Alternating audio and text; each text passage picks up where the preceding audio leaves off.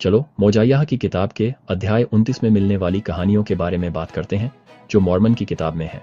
आज हम मॉर्मन की किताब के एक महत्वपूर्ण मोड़ पर गौर करेंगे, राजा के शासन से न्यायाधीशों के शासन में बदलाव। राजा मोजाइयाह एक बुद्धिमान और प्रिय नेता जानना चाहते थे कि लोग अगले राजा के रूप में किसे देखना चाहते हैं।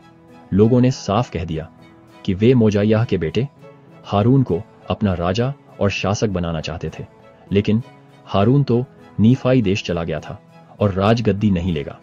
असल में मोजाइयाह का कोई भी बेटा राजा नहीं बनना चाहता था।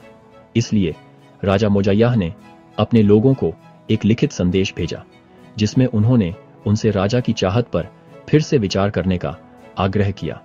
देखो हे मेरे लोगों या मेरे भाइयों, क्योंकि मैं तुम्हें ऐसा ही मानता हूं, मैं चाहता हूं कि तुम उस कारण पर विचार करो जिस पर विचार करने के लिए तुम्हें बुलाया गया है, क्योंकि तुम एक राजा चाहते हो।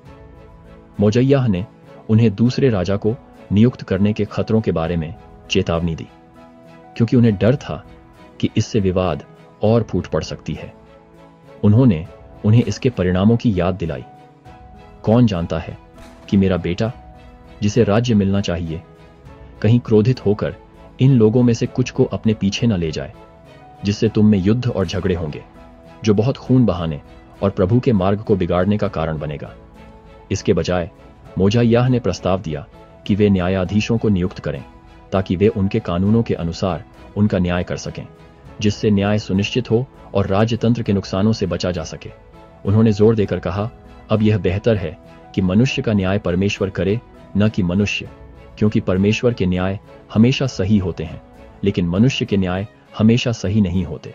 नूह जैसे पिछले राजाओं की दुष्टता को याद करते हुए मोजाइयाह ने दिखाया कि कैसे एक अधर्मी राजा के अधीन बहुत विनाश हो सकता है।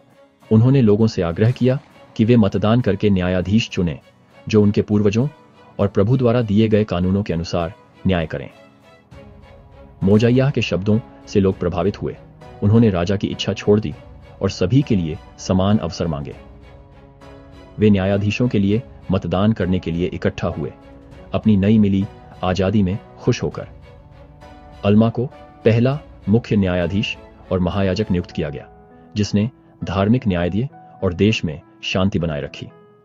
अल्मा के पिता और राजा मोजाइयाह दोनों का निधन हो गया, जिससे नीफाइयों पर राजाओं का शासन समाप्त हो गया और इस तरह नीफाई लोगों पर राजाओं का शासन समाप्त हो गया। और इस तरह अल्मा के दिन समाप्त हुए, जो उनके चर्च के संस्थापक थे। राजतंत्र से न्यायतंत्र में यह बदलाव लोगों के बीच न्याय और धार्मिकता सुनिश्चित करने की दिशा में एक बड़ा कदम था। मोजाइयाह अध्याय 29 के इस सफर में मेरे साथ जुड़ने के लिए धन्यवाद। अगली बार तक प्रेरित रहें और विश्वास बनाए रखें।